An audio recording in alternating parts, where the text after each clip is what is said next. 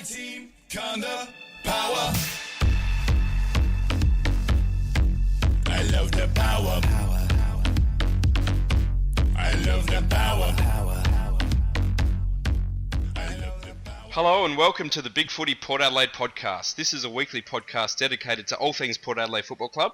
I'm your host for this evening, Macca 19, and with me is regular co-host Fishing Rico 4. How you going, buddy? Yeah, good thanks, Craig. You? Good. And we've got a very special guest this evening. It's one of our real old school posters. She used to be a moderator of our board. She's a true legend of the forum. Of course, I'm talking about Portia. Are you sure? It doesn't sound like me at all. Now, to start things off, I think we might just find out a little bit more about our guest, just to find out what your history is with the Port Adelaide Footy Club, how you came to support the club, and maybe a little bit about how you discovered Big Footy as well. Okay. Well, look, I suppose I'm a pretty contrary person, and I've got family that were into the Port Adelaide Football Club since time immemorial, I think. And as a kid, I tried to be against that. I was raised in the Nord district, the North Adelaide district, the Sturt district, so naturally I should have been a Crows fan. And there was a lot of people trying to pull me that way. But I didn't go that way because ultimately the teams that were in those areas, at the times that I was almost choosing them, they were just completely rubbish and I was completely dissuaded from it. I remember I tried to be a West Adelaide fan for one day in a double header with the Magpies game first for some reason and then West versus North. And I talked my family into hanging around to watch the West Adelaide game, and I lasted about a half. West were getting done by North Adelaide, and all I could hear from my grandfather was, "Why are we watching this shit game?" But really, as far as Port Adelaide, my actual commitment to the club, I'd say it really came when we entered the AFL.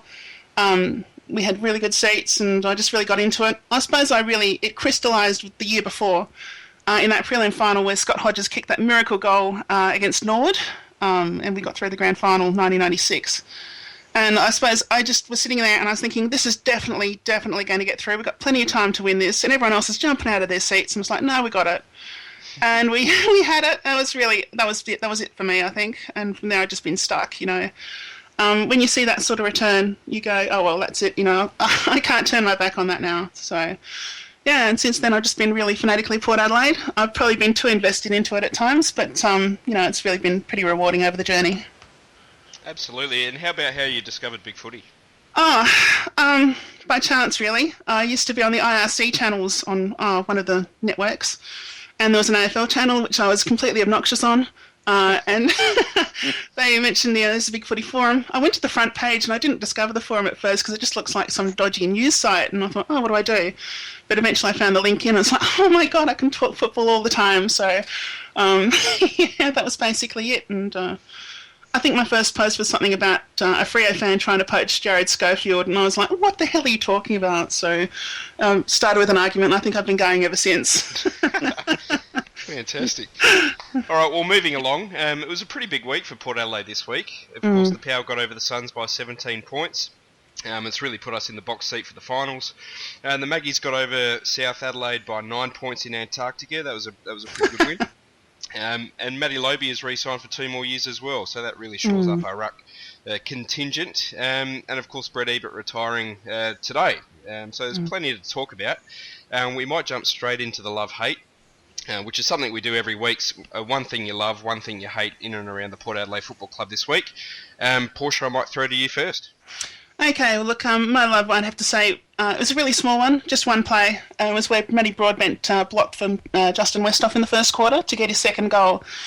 And it was just really nice to see that we're returning to a point where the team is actually backing each other up, where they're not just going, okay, where's my stat? They're doing the important little things as well. And I thought that was a massive turnaround from the last few years. I'll just add another quick little love I hadn't thought of before, which is the fact that Kane Corns, I thought he had a really good game in that I didn't have a facepalm moment at all, and, you know, it didn't do much, so I was pretty happy with that.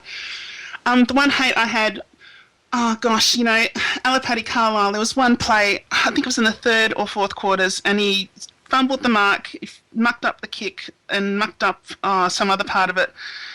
And it just looked like a comedy of errors. It was really ugly. I've tried not to rewatch it. And I don't know, there's so many little bits that are missing with that guy, but there's so many good things he does. I don't know what to say, but that's my love and hate. That's not the play where he kicked it straight to Gary Ablett, is it? I think it was, yeah. Yeah, best player to kick it to. Yeah, well, he's going to do something with it, right? Well, that's the thing with Carlo. I think you take the good with the bad sometimes, and you know he's going to stuff up once or twice during the game, and you know he's going to do one or two good things. And the best thing about him this year is he's learned how to run, which is something that I didn't think he could do. I didn't think he had legs, so that's a bonus. Yeah, but look, I mean, you look at that though, and you look at someone like Stephen Paxman, and Stephen Paxman didn't make anywhere near that many mistakes, and Stephen Paxman, I liked him; he was a great player, but he's not an Australian. He was not a top-rate fullback, but he was solid. And you look at Alapati, and he does those dumb things that a regular good fullback shouldn't really do. He's a taller Adam Kingsley, I think. Well, don't be dissing Adam Kingsley. Good old bomb scare himself. Oh, yeah. Rick, what about your love and hate for this week? Oh, my love this week, I thought I wanted to acknowledge Brett Ebert, and he was a bit of a maligned player at times, especially on the board, but he's been a great servant of the footy club in his own right, and playing mid 160 games is a great achievement, and he's got his name on the locker. And to me, 2007 will always be a memorable season for me with Brett. It was a fantastic season. I think I'm going by memory here. I think he kicked 55 goals, and he's got his name on the locker, and he's immortalised in his own right for Port Adelaide, and sort of came out of his father's shadow. Yeah, he was a very good player. I remember in 2003, he just came onto the power list. I remember watching every Magpies game that year and thinking, God, this guy's got to get an opportunity soon. He ended up winning the McGarry medal at 19. I think he was the youngest McGarry winner for God knows how long, 20 or 30 years, I think. Yeah, it's such a good year that year playing as a midfielder. But he just never seemed to get a go in the midfield in the power side. I know he said today, well, we had a pretty good midfield in those years, but I don't know, we just didn't really give him a shot until, I don't know, probably about 2011 to have a chance running through the middle. But even so, he turned into such a good forward for a few years there. And, he gave his all, and you can't fault the guy for that. He was a pretty good player. And as you said, his name's on the locker. He's our third highest goal kicker of all time. And no doubt he'll be in the memory bank of a lot of our supporters for a very long time. And what about your hate, mate? My hate, not as controversial as last week, I don't think. I was watching the replay, trying to just fathom the games because I was sitting in Suite 1 and it's a bit hard to see from behind the goal. Oh, good luck. I know. I got a free ticket. It was fantastic. But you're sitting right behind. Okay? Pardon? Were the prawn sandwiches okay? Yeah, they weren't bad. The sirloin steak was alright too, actually. Oh, lovely. And the free wine. But you're right behind the Northern goals. But so I'm watching the replay on straight after the game, and next minute I'm listening to Mark Rasciuto, and I swear I was watching Port play Gold Coast, but he starts making reference to Gorringe kicking a goal, and then Favola kicking a goal for Carlton to beat the Crows, and I was just sitting there going, what's this got to do with Port versus Gold Coast? Why am I listening about the Crows? It's got nothing to do with the game, and I don't really like the Crows, and I don't really want to hear about memories of the Crows and a loss, even though it was a loss, so that's a good thing. And then follows it up a little bit later on in the broadcast when they're talking about Jaeger O'Meara, and he starts bringing up Brad Crouch. Again, it's a Port game. Let's compare him to maybe some young Port players instead of the Crows game. So I think the commentating really gave me the irrits, and he's got to get a bit classy in that. And I think overall the standard of commentating in the AFL can be a bit below par, and that was a big example of it. Yeah, definitely. I'd have to say Mark Rasciuto, he's an absolute muppet this game. Normally he's pretty good, but total rubbish this time. Just pulling in the Crows at every opportunity, and who wants to hear it? I mean, I suppose if you take the view that the Crows season's over, so they might follow Port Adelaide, I guess that might be logical. I don't know. Or barrack against them. I just don't understand it at all. Normally I don't mind him as a commentator, apart from his ridiculous monotone voice and... his voice tends to grate on me a little bit, but usually what he says is pretty good, and especially this year he's been quite a big a backer of Port Adelaide and our progress this year, so for him to go on about the Crows in the middle of a Port game on a regular basis, it was pretty disappointing on the weekend. Yeah, he just needs to talk about football, doesn't he? Oh, that's it. Talk about the game in hand. I mean, Scott Hodges kicked a pretty good goal in that pocket as well, you know. I mean, while we have to talk about Favola, I'm not sure. But my love and hate for this week, my love was Heartless Bump. Unlike Rick, I was slumming it in the outer at this stage. To quote a very famous Crow supporter, it happened right in front of me. You could hear the clash of the bodies and probably the head clash as well from where I was about 30 metres back. It was just a great old-fashioned bump, and I'm not really concerned too much that he's going to miss a couple of games. I was hooting and hollering like an idiot when that happened. I absolutely loved that. And what I hated was probably the second and third quarters. I think we got a bit leery. We started to lairize, and just as Gold Coast started to come back, you're checking the scores on your iPhone and you're watching Carlton do the exact same thing, almost in exact unison. When Gold Coast kicked a goal, Carlton kicked a goal. And just for about half an hour there, you're thinking, well, geez, our season's looking pretty good. We're going to make the finals now. And then half an hour later, suddenly, well, this has just turned to shit. We're going to lose, and Carlton are going to win. And thankfully, we actually won in the end. Not to say that Richmond did the same thing, but that's what you sort of expect from Richmond. So that's probably what I hated this week as well. We got the power to win, power to roll, come on, Port Adelaide aggression, we are the power from Port. We might go straight into the review of the Gold Coast game. Port Adelaide won 16 goals 17 to 14 goals 12. It's kept us in 8th spot on the ladder. We're 2 games clear of Carlton. I might throw to Portia and get a quick overview of the game. Okay, this will be extremely quick. Essentially, the first quarter, I think that we did okay. We didn't really put it on the scoreboard as much as I would have liked. But yeah, we did all right. And then the second and third quarters, as you said just now, Macca, we just really fell away. And you look at the way Gold Coast are playing. They're playing like a team that don't know how good they can be. And I think Gary Ablett, they're still looking to him. They shouldn't be looking to him. They don't need him anymore. And that's quite an amazing thing to say about one of the best players in the game, but they can all stand up by themselves and have a game without him if they really want to. And I think that we really got a bit lost. I don't know. I really worry about our focus sometimes, and this is certainly a period for that. But to come home in the last quarter, I think our fitness saw us fit again. Look, I have to say, with all these last quarter finishes, I'm really nervous that we might be doing some illegal drugs thing. I'd really hate to find that out in 3 years' time, because it's just not worth it for this season. Good season, but I really hope this is all legitimate.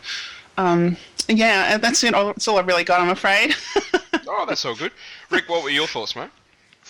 Oh, well, yeah, very similar. I mean, I've been banging on repeatedly about our fade-outs, and I guess Gold Coast isn't as strong as some of the other teams we played, especially Geelong the week before, and when you fade out for a period of the game, in the third quarter we did it again, where I think the possession count was like 20-4 early on, and they kicked 3 goals.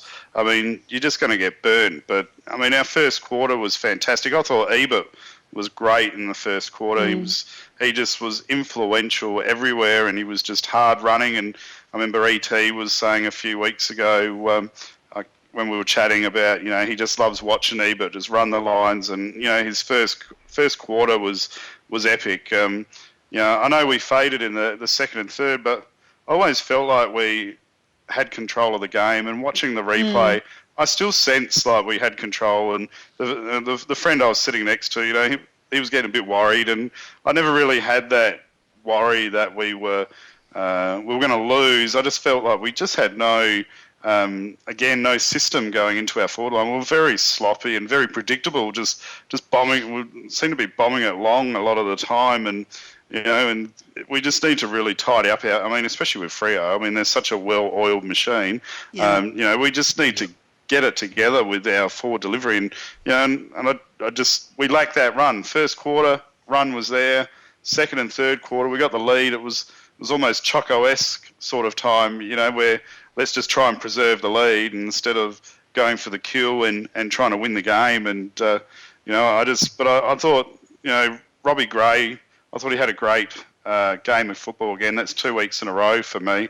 I was very happy with how he roved around the packs and dished off the ball, and his disposal was fantastic. And it was probably 3-4 weeks ago. I was very critical of Robbie, and you could really see the runs getting back into his legs.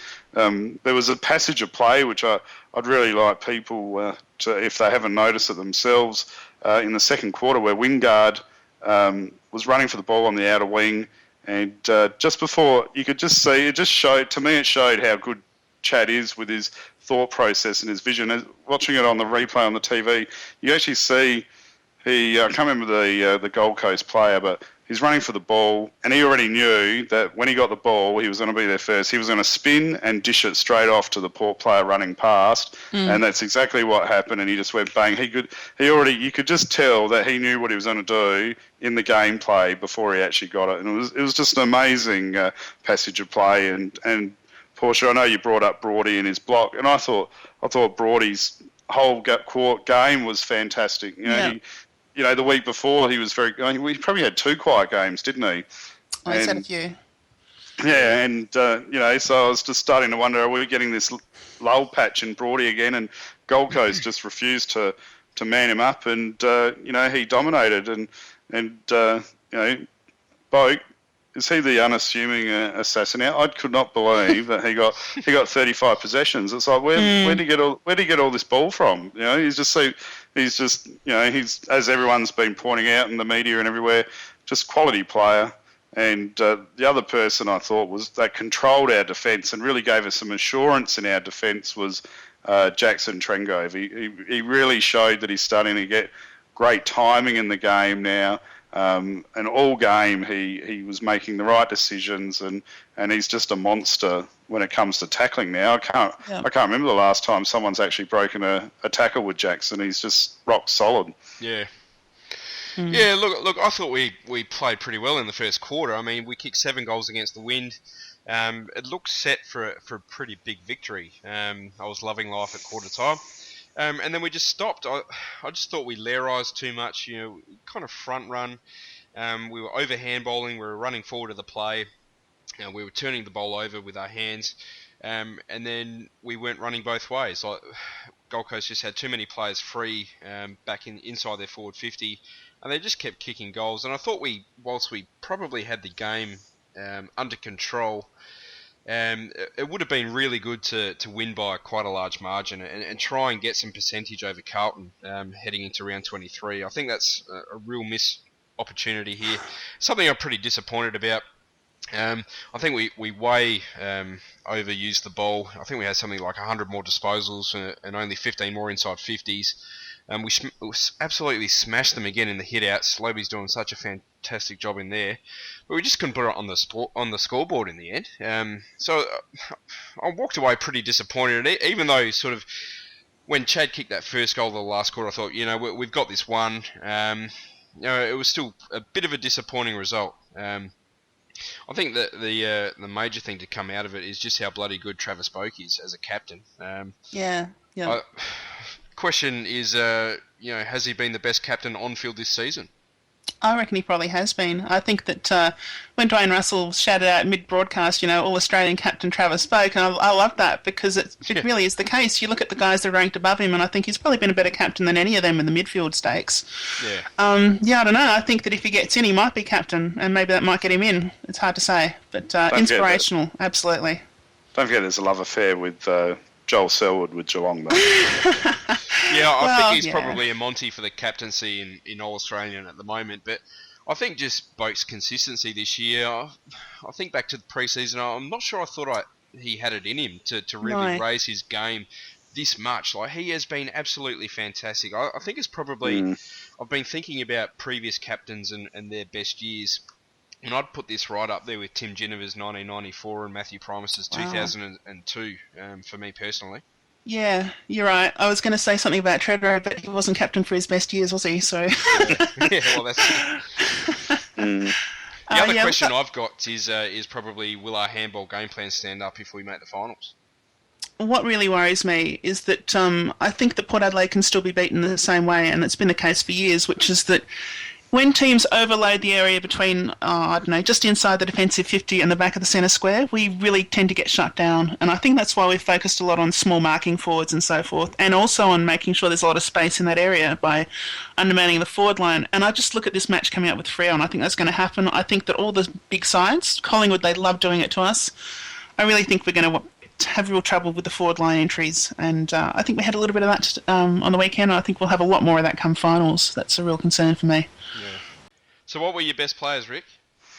Well, I can't go past Travis Boak, can I? I think he was pretty much the standout with 35 disposals and 7 inside 50s and 3 goals won, and great captain's game. And as we've been talking and everyone's been talking about on the forum, he's right up there in the AFL this year for standout captains. I'm sure the other people argue.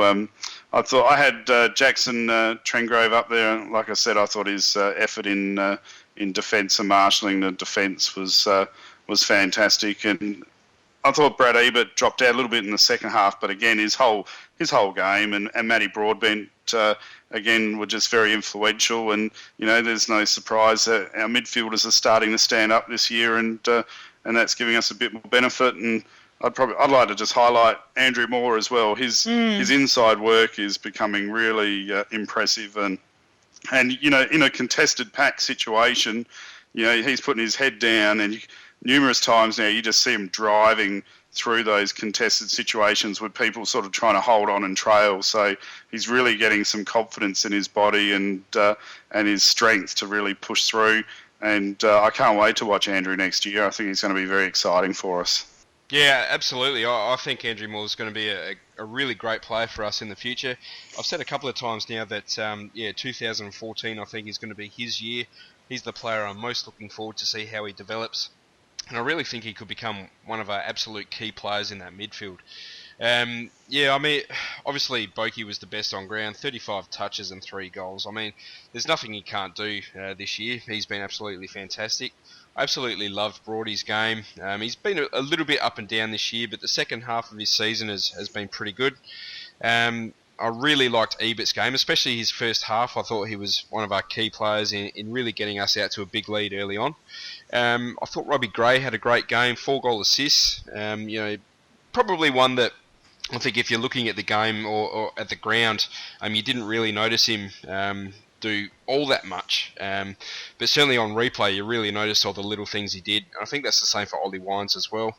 And I really loved Jackson Trengove. I thought he was fantastic in a couple of different roles. And I thought when he went into the ruck, whilst he didn't really get much hands on the ball, he still got the ball down to the midfielders and got the clearances we needed in the last quarter.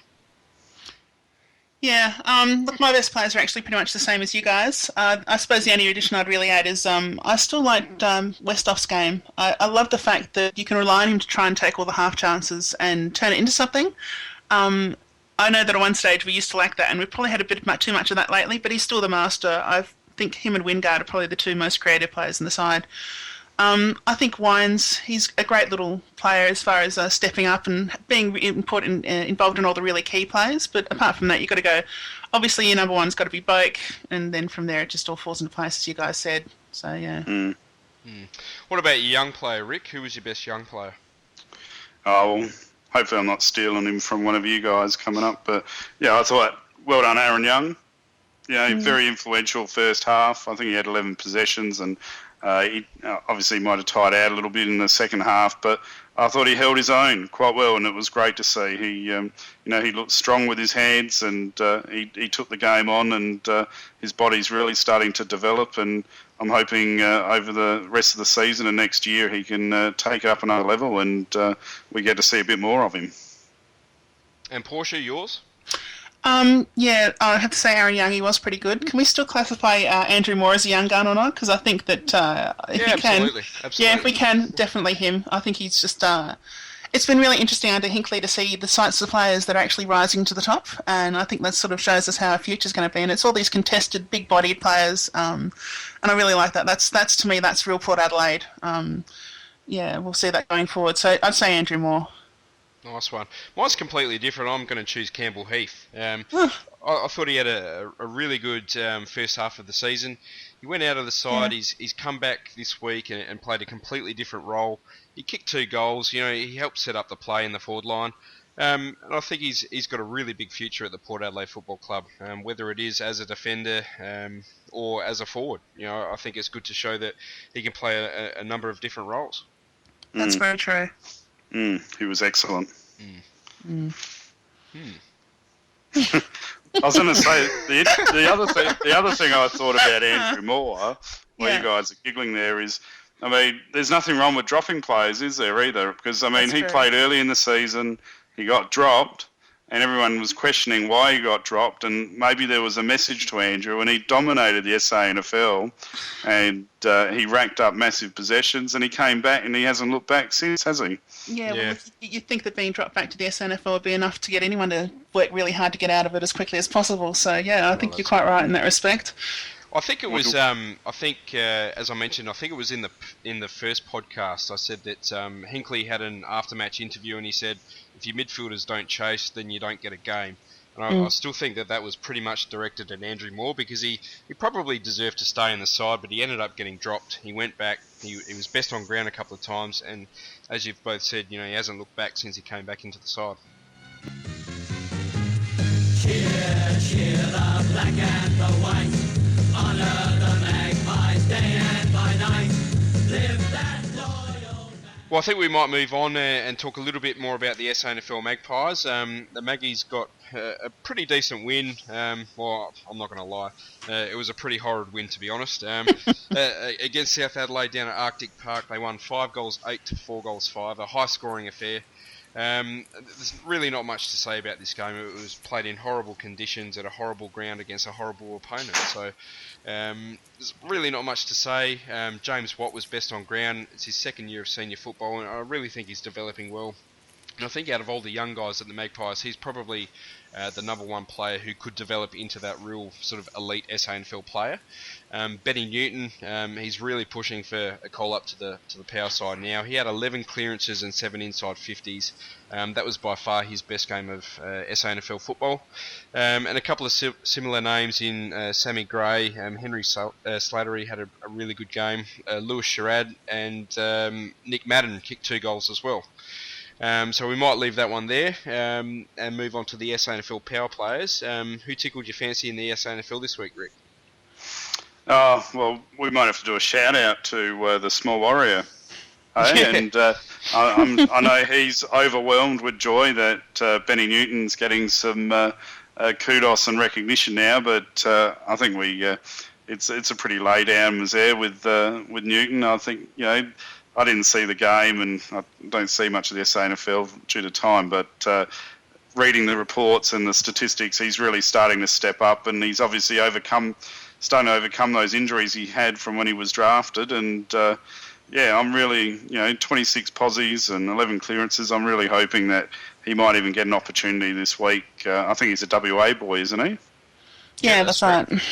Yeah, so hopefully he can maybe go over there and take Fremantle by storm and show why we drafted him in the first place. And I think Kay Mitchell will probably be the other one that's really stood out. And I'm really hoping to see Nick Salter take the game by storm, but it's just not happening, is it? No way. It hasn't happened for years now. I'd give up.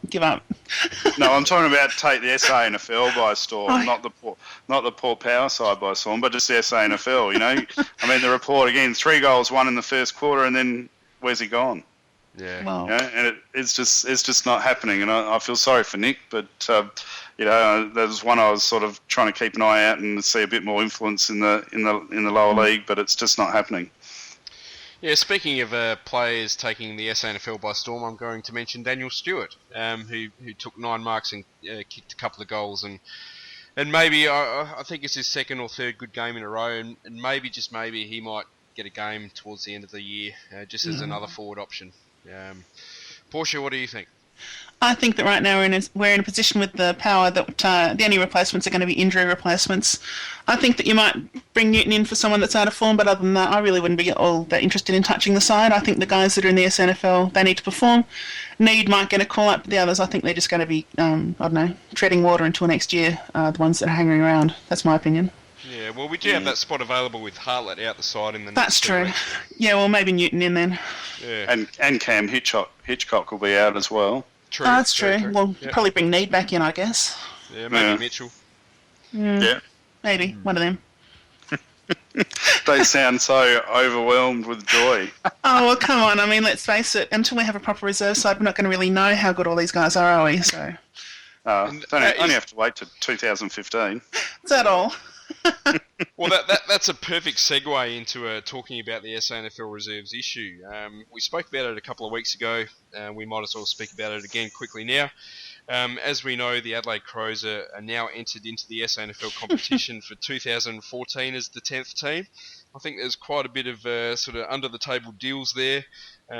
Talks of concessions and recruiting bans being lifted to SANFL clubs and extra money going under the table. And I don't know, it sort of throws out the notion of integrity being the number one priority for the SANFL. What does this mean for Port Adelaide? At the moment, Port Adelaide is still in the competition as normal. The Magpies will still be playing with its reserves team and all the junior grades and the recruiting zones. There's apparently a league directors meeting on November 1, where the story is at the moment is that the league directors will be expelling the club from the SANFL competition and then inviting them back the next day under the Power Reserves label. Now, Rick and myself have spoken about this a little bit on the podcast before, so Portia, I want to get your opinion on this one. Look, I think we need a reserve side, but I think the one thing we definitely don't need is the SANFL. I think that it's really nice and romantic to go back and say, oh, no, we need to have a Port Magpies forever thrashing Nord and thrashing, I don't know, Sturt and Glenelg and all that.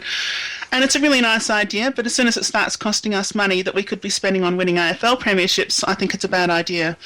I would much rather see, from an AFL perspective, that we play in a proper reserves team, side, or league, in fact. If we could get into the VFL, that would be by far my preferred option. And if we don't have junior teams, well, that's all right. One of the things I've been banging on about on the forum is the fact that you don't have to be from the Port Adelaide postcode to be a Port Adelaide fan or a footballer or whatever else. And I kind of think that separation, if we did lose our SANFL presence, I think that'd be only unifying our brand. And especially if it was the SANFL that had to take out the dagger and get the blood on their hands, I think that would solve everything. I know it's a controversial view, but there you go. Well, it's You go, Rick. Sorry, Craig. I was going to say it's not overly controversial, and that's how I've been thinking too. But I'm starting to wonder. I know this might be a bit more New South Wales in a mindset, but and I posted it today. I wonder if we maybe reconsider that a little bit and look at our club more as a sporting club, and try and look at a power reserve in the VFL, but maybe keep the Magpies as a complete separate club with the junior in the zones, but have no power players there whatsoever. So we have the Magpies representing the club at SANFL level, and then have Port Power in the AFL with the Port Power reserves in the VFL. I don't even know if it's financially viable, but I guess the real thing you've got to worry about is sponsorships. Now, you've got the Port Adelaide sponsors. A lot of them are guys that, they're national companies, whatever else, and they just want some national team exposure. That's great. But every year that Magpies exists, they might be self-sustaining, but they're taking up sponsorships from people in the Port Adelaide district, Port Adelaide fans. And I don't know, it could be money that could be directed towards the power in some respect. I'm not sure if that's necessarily the case, and I definitely don't have any facts for it if Russ Leave at Handball queries me. But, I kind of wonder if we're just diluting what we could possibly be focusing on being the best AFL side around. Mm. Yeah, I am starting to come around to that view. I love going back to Alberton and watching the Maggies play there. When I used to live in Adelaide, I used to go there every week and watch the reserves as well. It's not something that I can do all that often now. But it's just a bit ridiculous, the notion. I just don't understand what, if the league directors do expel the Magpies from the competition, I just don't understand what they're trying to achieve by doing that, or how they think that that's going to be a positive for South Australian football. They're trying to create Craig. That's what they want, isn't it? Got to be equal. Everyone has to be equal, except for when the Doggies won 10 out of 11 premiership. That's all right. Equality doesn't matter then. That doesn't matter. Yeah, that's right. It doesn't matter when Central supporters, throw millions of dollars into their pokie machines. That's okay, but...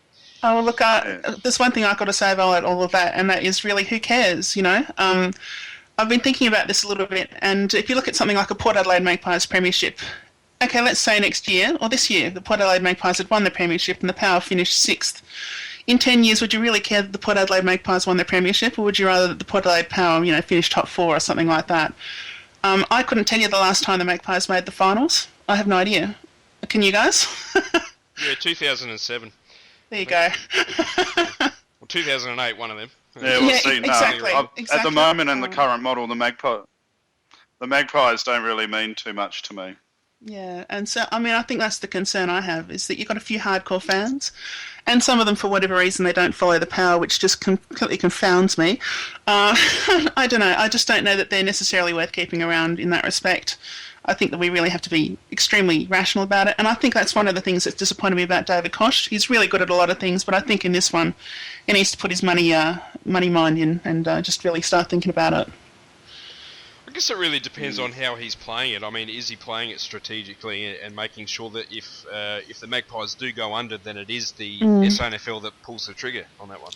I'd love to imagine that, but yeah, I don't know. I take my view from Bruce Webber with his quote post the 1990 Magarey medal, which is that we came here, we got the silverware, and now we're going. And I'd like us to do exactly the same thing with the SANFL, totally. Yeah. Oh, look, I think my optimum situation would be that if the SANFL directors do kick the Magpies out of the competition when they invite us back, at 9 a.m. the next morning, we tell them to shove it up their arse and that we're going to the VFL. I think that would be the perfect situation. That would be pretty amazing.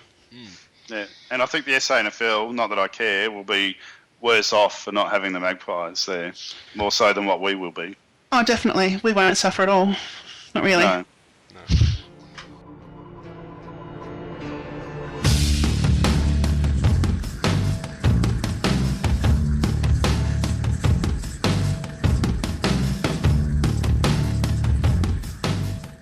There was a very popular thread on the board titled "What Do We Need," which was started by Big Daddy on the Port Adelaide forum, and it's just talking about list management, draft choices, trade targets, and free agent targets as well. So I might throw to you, Portia, first off, and say, what do we need? Okay, well, first of all, I'm going to go back to 2006, and we had a couple of threads on the forums talking about, who should we target, what should we get. And I remember being really gung-ho about, I'm going to get a key forward like I am every year. And at one point I sort of reflected back and went, hang on, who did we delist? What did we delist? And are we likely to just replace them because we think that's what makes a balanced list? And I think that's the exercise you want to go into at this point in the year.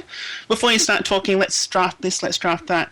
You need to look at who's probably going out, what sort of players are they, and so therefore what sort of players are we going to be looking at.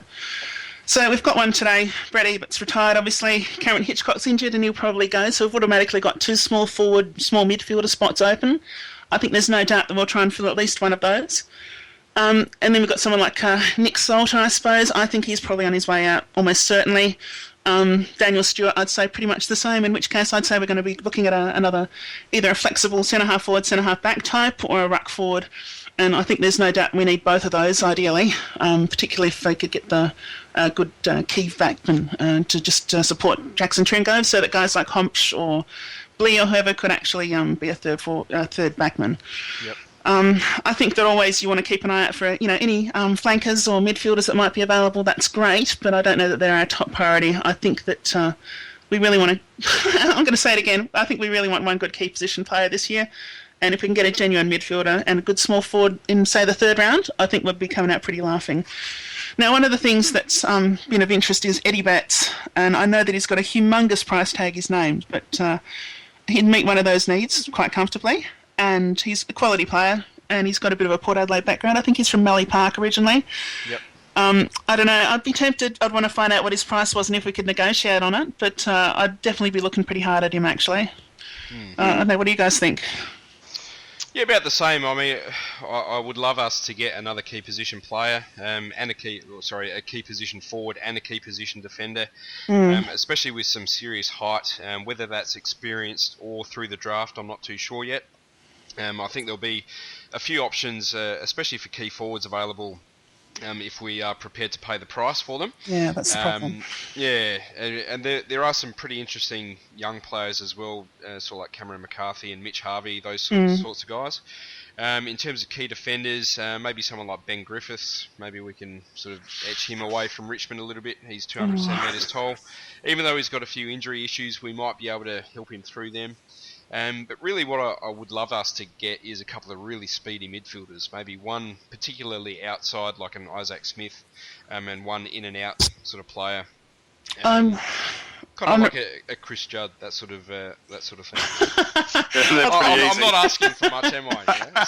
I mean, I'd love to get a Chris Judd sort of player, but I think as far as the outside player, I don't know. As I said earlier, I think under Hinkley we're seeing the sorts of players that are becoming the cream, and every one of them can take a hit. So I don't think we need a Chris Judd, Nathan Laney type. I think that very much if we're going to be going for a midfielder that does have that outside sort of skill, he's still got to be able to work his way through traffic really well. I don't think there's going to be any pure outsider. And if there is, it might be someone like Cahoon that becomes that.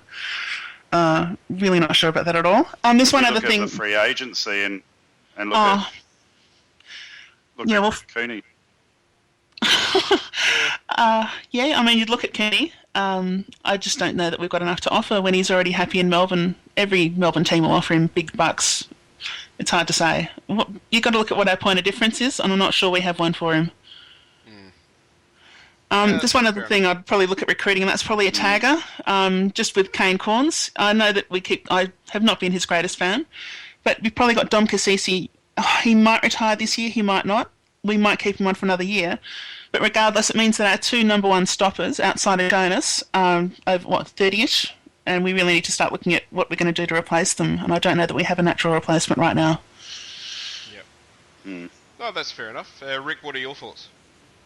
I think we need another tall defender, definitely. I mean, as I was mentioning earlier, we've got Carlisle, Blee, Homch, and I think Clory's around that same height, even though he's a lot younger. They're all around that 193 mark, and Dixon and Gold Coast with all their tools they really exposed us on the weekend, and it's not the first time. Essendon did it to us as well. We really need another defender. I'd say at least Trengo's height or around that versatile height. Anyway, I mean the key forwards is a Monty. I guess we've got Mason Shaw, but how he's only young. He's only 18, so he's still probably a couple of years away anyway. And looking at the Gold Coast, I mean, it's convenient because that's who we just played. But I mean, they've got so many tools. I mean, is that what we do? We got to look to the GWS and the Gold Coast list and see if there's something we can just try and prize out of there. I mean, as they were talking about Gorringe as an example, I mean, he's going to probably be fourth on their pecking order. I don't want him, but I'm using him as an example. We got to look at that, maybe try and see if there's a rough diamond there with the forwards or something that we might be able to get lucky with, and maybe we make a Hail Mary play for Jeremy Cameron, offer him $1 million in our salary cap, and maybe we get lucky. Well, look, I kind of think on Gold Coast, one of the things you're talking about how their guys are so big, but that's actually all across every position. They seem to be bigger than us in almost every position except for Dion Prestia, and that's recruiting. They've had that real advantage over us in that they've really been able to focus their list and make a theme. They're going to win because they're bigger and they're probably going to be better as well. And I suppose I've talked about that as well in the past, how we seem to have a very scattershot approach to recruiting, where we've recruited best available, which I've always had disdain for. I think last year we did focus on bigger bodies, and I'm hoping that we'll continue to do that, because it's when you have a theme that you can actually build a strength that exists across the team. I think the Crows had that with Neil Craig. As much as we don't like talking nice things about Neil Craig, I think that what he had is a bunch of players that could all plug in and play the same position pretty much as well as each other. And that was really great for mowing down crap sides, but against the best sides with elite skills, maybe not so much. And I think that you need a theme to really break in there and be a regular competitor, because it gives you something that's extremely hard to stop, because you can't have a perfect match across the board. It's impossible. So whether that's going to be speed like Choco tried, or if it's going to be, I don't know, contested ball, which I think we're trying for, we've got to have some common theme. We can't just keep, picking whatever we like because we think it seems like the flavour of the month. I think we really need to have focused list management, and I'm really hoping we'll see a theme that follows on from last year for a change. Rick, I think you're forgetting one thing whilst mentioning Jeremy Cameron. I think you're forgetting that we can always trade Robbie Gray for Jonathan Patton. That's true. Yes, I'm interested. Talk to me. Well, I think we should. I'm sold on that thread. I think we should do it straight away. Yeah. Do you? Even though Jonathan Patton's had about 8 knee injuries, I think that's a really good trade to make. We could always trade Paddy Carlisle, of course. I think we discussed that earlier. And we're talking about getting in that big defender. You swap him for a big defender that's got some quality and you're looking pretty good again. Well, As I said earlier on, I think we made him a member of staff, Neil Craig style. I think Carlisle's going to be with us as far as the eye can see at the moment. Well, that just means he's under contract and he can't walk, that's all. True. Just on the key position defenders, I think the good thing about this draft is there are quite a few homegrown, very tall key defenders that we could possibly get sort of second round onwards. Talking about Cameron Giles and Jed Redden. I think both of them are around about the 196 plus centimetre mark, so they might be an option going down the draft path. Yeah, I haven't looked into that enough yet to comment. Just something that I want to do is I'm just going to throw some names out there. I pretty much just want a yes or a no answer, and maybe a one-line response as to whether we should get them or not. So number 1 is Jack Watts. Look, I don't hate the idea, but I think he'll get bigger money elsewhere. Rick? I'm with Portia. I think he'll be overvalued, and I'm not willing probably to pay what he'll come in at. Yep, I'm happy to agree with that. So I think if you take away his number 1 draft ranking, I'm just not sure he's done enough. Yeah, but you can't take that away. Yeah, true, but I just don't think he's done enough to justify what we would have to pay to get him. Yeah, definitely. So I think we'll leave them to the Victorian clubs to sort out that one. Number 2 is Scott Gumbleton. Look, I liked Scott Gumbleton when he was a draftee, but he just... I don't know, he's the best tackle for a key position player I remember seeing, but that was not really what you want in a key position forward. I think he's just too injury prone, and I don't want to take a risk, not trade off anything valuable for him. So if he came for basically free, yeah, you'd take him, but I don't want to give anything good up. Yep. I agree, 100%. We've played with too many injury prone players before, and we don't need to take that risk. Yep, that's fair enough. Number 3 is Mitch Thorpe. Nah, he burned me. Look, I sort of was reasonably keen on him, not super keen, but reasonably keen on him back in 2006. But everything you hear about him is that he's just completely full of himself for no apparent reason. And I've got nothing against fig jams as long as they're actually good, and that's why I love Wingard, and that's why I'm not interested in Thorpe. Agree. Once again, playing in the Tasmanian League and dominating doesn't really translate to going to be a superstar AFL player, and I don't think we need him. Probably Redden can probably fill his same shoes, I'd imagine. I'd hope so. Yeah, I think if he's there in the rookie draft, then why not? That would be the only place where I'd want to pick him up. As you said, Rick, I'm really not sure that kicking 1 million goals in the TFL is that big a deal, even though some people want to make it out to be. And as you said, Portia, he burned me as well because I was really into him that draft year, and he just did not want to come to Port Adelaide, so stuff him. Yeah, exactly. That's why I'll never forgive Nick Stevens. I'm a horrible person, but I won't. Yeah, I will never forgive him either. Now, player number 4 is Eddie Betts. Look, I like him, but I don't know that I $600,000 like him. I thought that $400,000 was probably a little bit too much for a 4-year deal for Monfries, and at that price, I mean, he can sort of get stuffed unless it's for like 1 year and then we can renegotiate. But it's just so hard to justify, really. Yeah. Yeah, I'm the same. I would suggest I'd be happy with 350. On average salary. I think that'd be fine, and he'd probably, take over Jake Need's spot and do it probably pretty well, and if not better, you'd hope so. But not for $600,000. No. I think he's probably suffered in that he's had his worst year of AFL football at exactly the wrong time. I mean, if he was out of contract last year, you probably would pay $600,000 for him because he would have maybe justified it. But now when he's kicked something like 17 goals in 15 games, I mean, you're just not going to pay that much because there's always that theory of, is he over the hill now? Is he done? Can he get it back? Yeah. I'm just not sure 600 grand is really worth it for him. Though I do think, I would be pretty happy if we did get him, just not at that price, I think. Yeah, look, when you're looking at that sort of money, and especially with the list where we're currently at, you're sort of thinking, okay, well, I could pay $600,000 for Eddie Betts, or we could just lock down Ollie Wines to like a 5-year deal or something. Let's do that. Yeah, that's right. Yep. Yeah. Okay, player number 5 is Alan Didak. Nah, too old, not worth it. Bye. Rick, your thoughts? How can I follow that? I agree. Too old, and he's just. I think he's worn. And if we're going to carry Kane's starting to lose a bit of leg speed. Yeah. We need more leg speed. We don't need to slow us down. And no offence to Alan, he's been a great player, but I'd say time's gone past to come back here. I'm going to go against the grain and say 2-year deal. Yes, I would take him. Forward pocket, kick us some goals, Alan. Yeah, I don't hate that, but I just wouldn't. I don't know. All that stuff about his things he's been doing off field. I don't know. I just got that little bit of concern. I don't know. Speaking of off field, player number 6 is Dale Garlett. Look, I was keen on him. I'm still fairly keen on him as a punt. If we're doing it like last pick in the draft or something, yeah, why not? Go for it. Well, his interview, I think it was on the Real Footy or website. He said he was interested in Melbourne primarily, the city. If we can convince him to still come here, I don't know. I'm pretty bullish. I'd probably go a second rounder, Portia. I know it's a bit controversial. No way. No. No, I'll let someone else take that risk any day. But he's got such X factor. He could make such a big difference to our team. I mean, that's what we want, isn't it?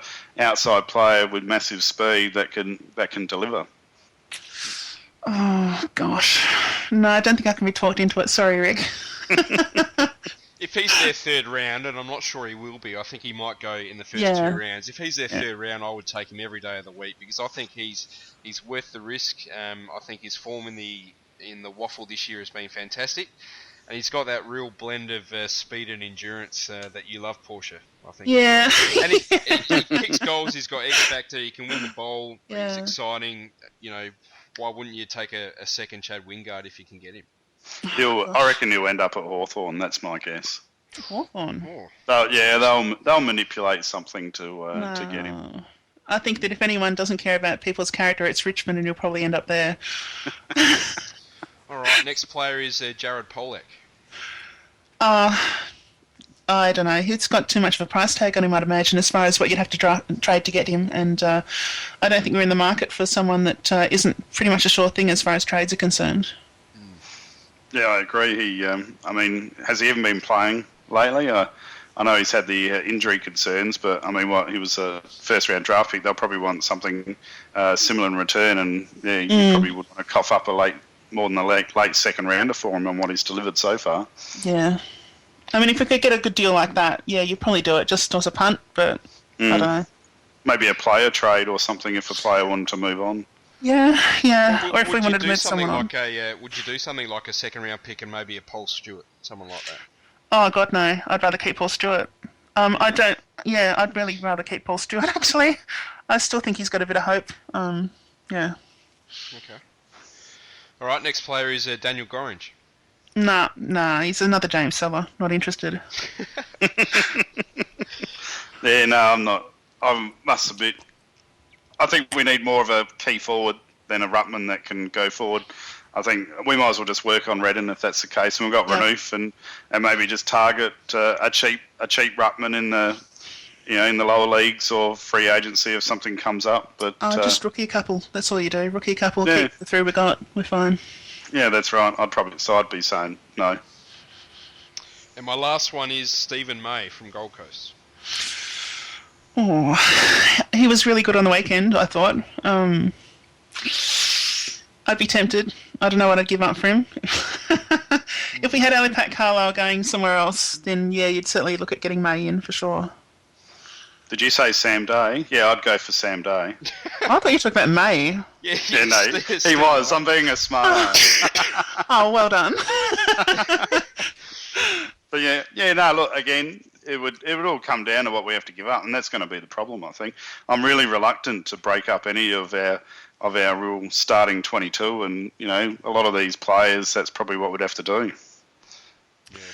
Look, I don't want us to get caught into that Neil Craig will never trade anyone idea, because that doesn't really work, especially when you're dealing with fringe players. I think there's always people on the fringe you can sort of move on, and it's not necessarily a bad thing.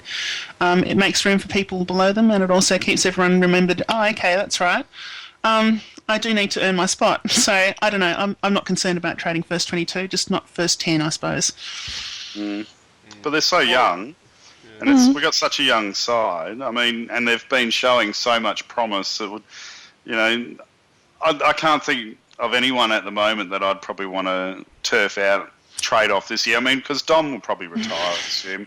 We're going to lose probably a few others, bring them in.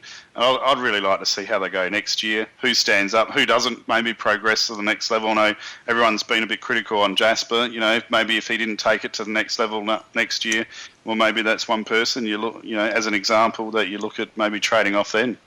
Yeah, well, I mean, I sort of agree that we've still got enough, dead weight outside of the AFL side that we can actually get rid of and sort of replace at this point. So I think we've got some, yeah, you're right, we've got some young talent and we've got some good makings, but we've still got to fill out the bottom yet. Yep, that's all good. We might leave that there. That was a pretty good discussion about where we're at as a club. And Dockers, show 'em how we roll. Go Dockers, go, go, go. Way to go. Hit 'em real hard, send 'em down. we might move straight into the Fremantle game. It's a pretty crucial game now. It could even be a must-win for us to make the finals now.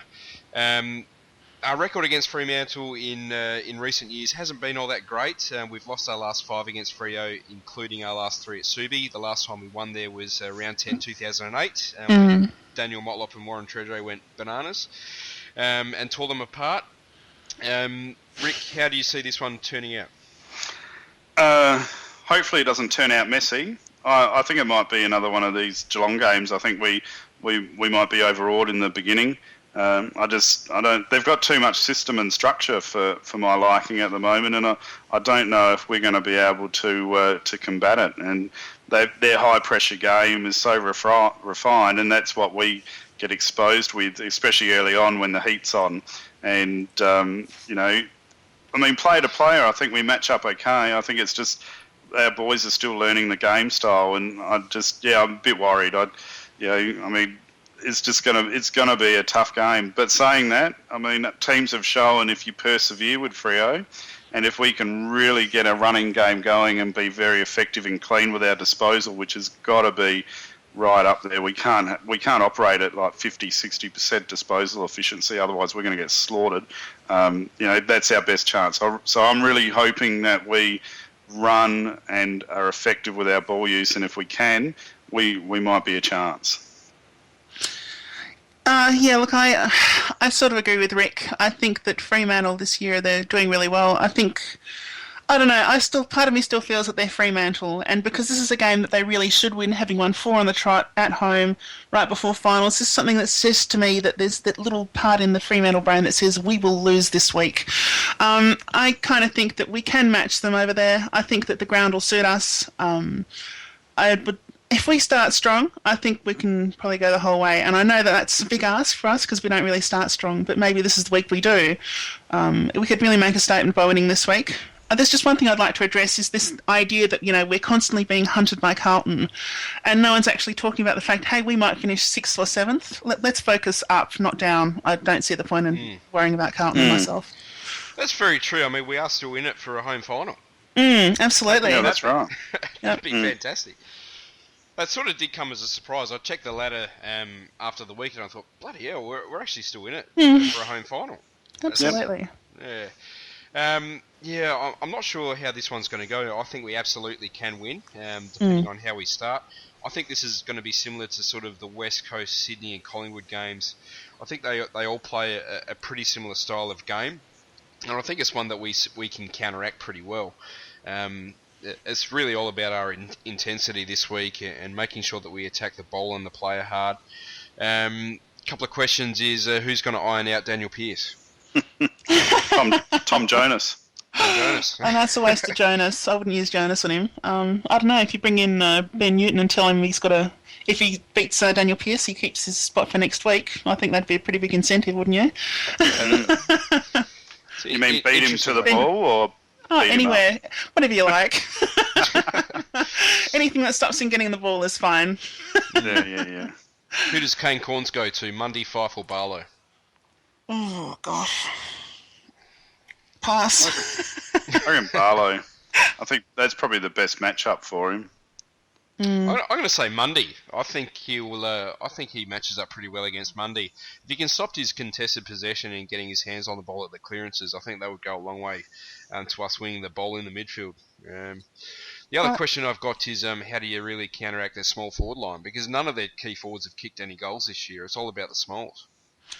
Oh, you can always just try and crowd them out. That's usually what we try and do, isn't it? Just crowd them out, flood it back, and rely on the same things that we used to actually get goals. I mean, we don't have a reliable route to goal. We're always sort of winging it to some extent, and I think if we flood the back line, we're better at it than they are. Boring, I know, but... When in doubt, flood. Yeah, pretty much. It's old school, but hey, why not? Yeah, but that's what we've been doing most of the year, isn't it? Counter-attack football. Yeah, and I think that's probably going to be our strength going on to this.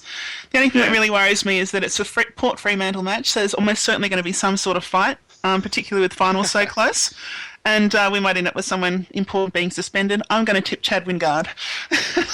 Chad Wingard. I think they will pay a huge amount of attention to him this week. I would be not at all surprised if he got Crowley, and we know how that can probably go. So I've never seen Chad lose his cool though. On the footy field. It's the first time. We've never really seen him put under physical pressure before either. Yeah, that's the thing. Especially if Crowley does go to him, and I reckon he might actually go to him. A lot of people have said he'll go to Boak, but I reckon he might go to Wingard. I think he will.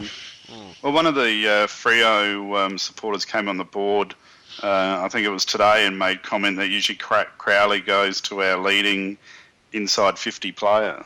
Or the opposition's inside 50 player, and so I mean, if you look at those stats, Chad or Travis are probably going to be one of the two candidates, aren't they? Yeah, and you'd say that Chad's probably a little bit more possible to manhandle than Boak at the moment. I think Boak's almost an unstoppable train at times, so I think I'd be putting Crowley on Wingard and really just trying to frustrate Boak by cutting off his options, kicking into the forward line. Well, then we have to pull Chad probably right back to the full forward line then and try and let his aerial skills take over Crowley if that's the case. Yeah, you could do that. You could also go the other way and play him sort of more defensively, pull him into defence to actually sort of create and hopefully get through that half forward line. So play from half back through to half forward.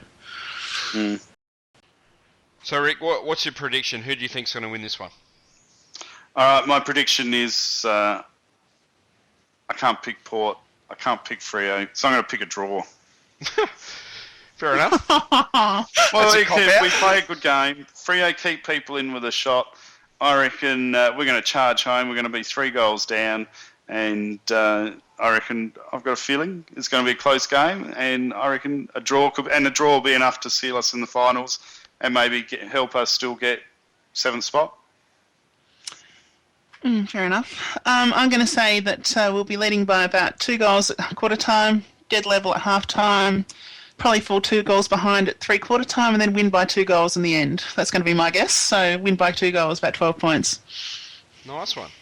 Well, I'm going to say I think we're a really big chance of winning this game. I've picked Port every single podcast so far this week, so I'm going to go against the grain and say Fremantle by 5 points. Oh, boo! With an asterisk. What's the asterisk stand for? Well, I'm hoping for a Scott Hodges-like kick near the end of the siren by Westhoff. By Westhoff? For some redemption against Gold Coast. That's a couple of years ago. That's what I'm thinking. God, he's shaky under pressure. Yeah. I hope it's not Westhoff having a kick for us to win the game. Well, it won't be Butcher, so Who that's would the you pick, bonus. Rick? Oh, Sorry, Butch. yeah, I don't know. I'd like Jonas to get a goal. That'd be nice. Yeah, Yes. he deserves one. Yep. Yeah, He could celebrate like Lee Spur did last weekend. That was hilarious. I didn't see it. You didn't see it with his first goal? No. Oh, God, he kicked his first goal and he was just pumped. 30 seconds he was jumping up and down in the air. And and all the commentators were like, why is he so excited? And then they were like, oh, I think it's his first goal. And he was still celebrating. Good on him. Oh yeah, definitely. Nice one. Well, we might end it there. Portia, it's been an absolute pleasure to have you on. Portia, are you there? Oh, no worries. Thanks for having me. That's okay. Yeah, I just said no worries. Thanks for having me. No. And Rick, it's always a pleasure to have you on. Oh, thanks, Craig. And thanks, Portia, for coming. It's been very entertaining. Oh, That's glad to been hear great. it. Yeah. So to all the listeners out there, remember to subscribe to us on iTunes if you want. You can also subscribe to us on YouTube. Look out for our video highlights that we're going to upload soon. Join us on the forums if you've got anything interesting to say about how the podcast's going. If there's something that you think we should talk about or that we need to cut out, let us know. And of course, if you want to join the podcast, let us know as well. We'll try and get you on as soon as possible. Don't forget, Craig, if anyone wants to ask Matt Richardson a question from Port Adelaide, hopefully I'll be catching up with him this week and doing an interview, especially with memberships. Get on the forum and ask a question. Yes, there is You a need to thread there. ask the one about the buses, Rick. I'll ask about the buses. Ask about the buses. Got to ask about the buses. Twice. And Richmond, Ask I'll him ask twice about the buses. And Richmond. I'll ask about the buses and Richmond. Yeah. Nice one. And then he'll walk out of the room. Please. So on that note, I think we're going to say goodbye. See you later. Bye. See you guys.